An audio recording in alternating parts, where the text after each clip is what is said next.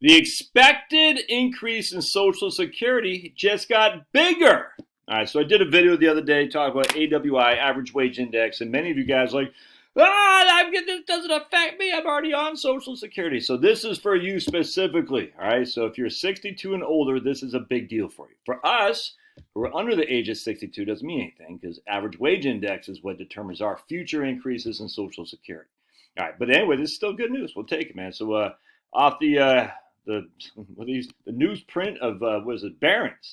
The expected Social Security raise for 2024 just got bigger. Social Security benefits are projected to go 3.2% for 2024, up slightly from prior estimates. On why? On higher consumer price data through August. What happened in August? Consumer prices climbed 3.7% year over year in August, according to the BLS data, which was released yesterday. And increases in gas prices fueled the fueled the rise. The COLA calculation is based on a subset of the CPIW. It's such a small subset of the population, but look, it is what it is. Which is the consumer price index for wage earners, urban wage earners. We have the CPIU, CPIE, the CPIW. The CPIW is the least of it, but whatever. I mean, it's what it is. If you read my book, which I don't have here, which I should, yes, I do. Yes, I do. If you read my book, Relax and Retire, and links in the doobly-dook, you'll understand how these things are calculated, how it works. And you should read my book because it's a great book, if I do say myself. And then you should give me a rating on Amazon, by the way. And if you're a Kindle Unlimited subscriber, which I am, you get it for free. Free, baby, it's free. All right, the Social Security Administration will announce the COLA in mid-October based on changes between the average CPI and the third quarter of 2023. All right, good. So check this out. This is interesting. Before I go to the next thing, the actual amount that will hit Social Security recipients' bank accounts won't be clear until Medicare announces its Part B premium increases for 2024. All right, Social Security automatically deducts Part B from most paychecks.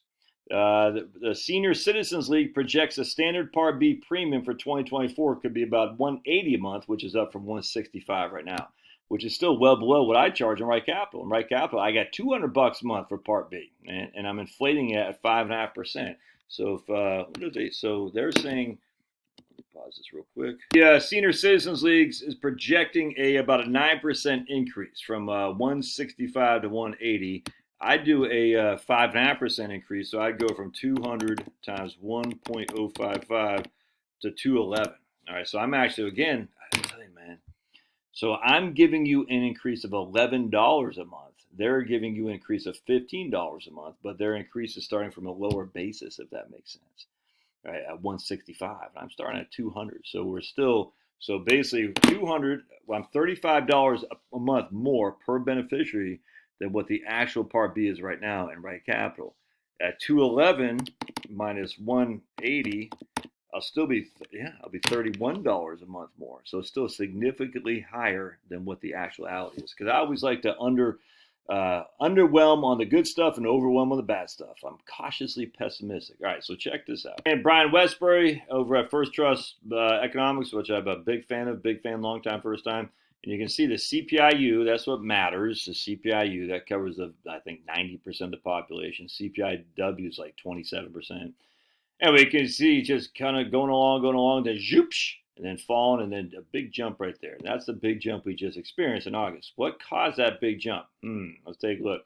As expected, inflation came in hot in August with consumer prices up 0.6% for the month, largely driven by a 5.6% surge in energy prices. In turn, this pushed the 12-month change in the headline index up to 3.7% versus 3.2%.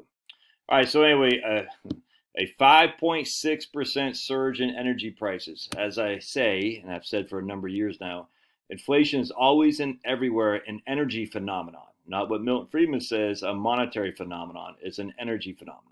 High price of cost of not just gasoline, but in terms of your utility bill, your natural gas, all that makes your inflation high. It's just, dude, there's so much.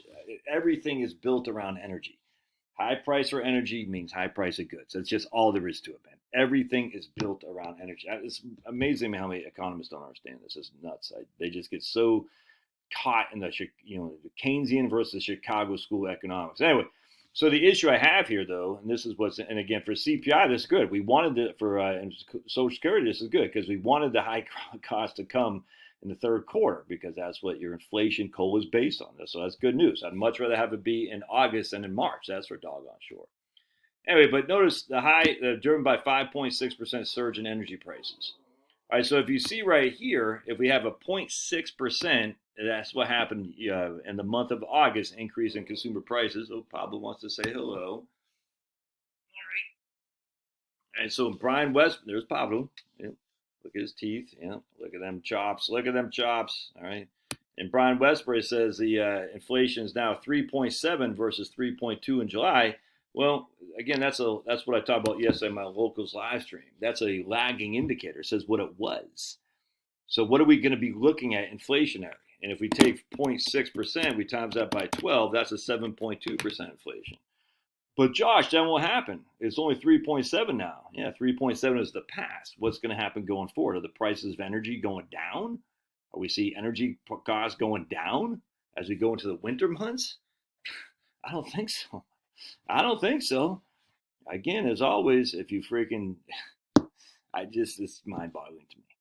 We're going to decrease generation, all right, a generation of electricity. We're talking about electricity now specifically. I'm not talking about energy as a whole. Remember, electricity is just a subset of energy as a whole. So now we're just talking about electricity generation. Where does the generation come from? It comes from nuclear, fossil fuels, or solar photovoltaic and wind. How much are you getting from wind and solar photovoltaic? Just it's a minuscule amount. All right, now, so what do you need? You need fossil fuels and nuclear. And hydro. You can say hydro, but hydro is a figure. There's no more hydro to be had. It's just, come on. So anyway, we're looking at nuclear and fossil fuels.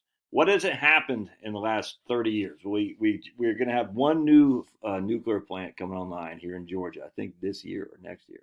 That's it. No new nuclear plants because nuclear is so dangerous, don't you know? Oh, so stupid. Oh, we've added a couple $1 trillion worth of wind and solar photovoltaic. It's a minuscule amount of the electricity required. It's tiny. And that's just we're just talking nameplates. Nameplate capacity is certainly not the actual generated capacity. It's not even close.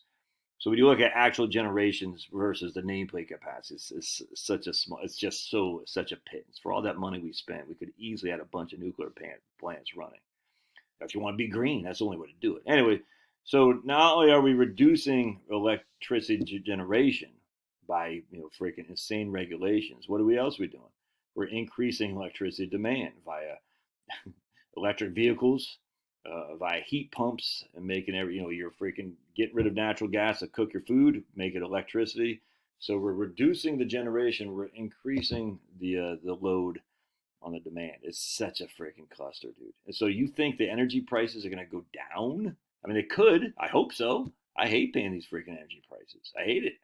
I see my bill. I got my natural gas bill today, $195, dude. Crazy. And that's in the summertime. Now we do have a pool, and we had some people over, so we did heat it, which I hate heating the pool, but be that as it may, it's one or twice a year we do that. But it ain't cheap, dude. And wait, the winter's coming. The winter's coming. All right, but look, we'll take it. We'll take it for what we get. There's nothing to do about it. Just take the wins when you got them. And right now, we'll take a win for Social Security COLA. It's good. Again, this won't affect me. If you're under the age of 62, it doesn't matter.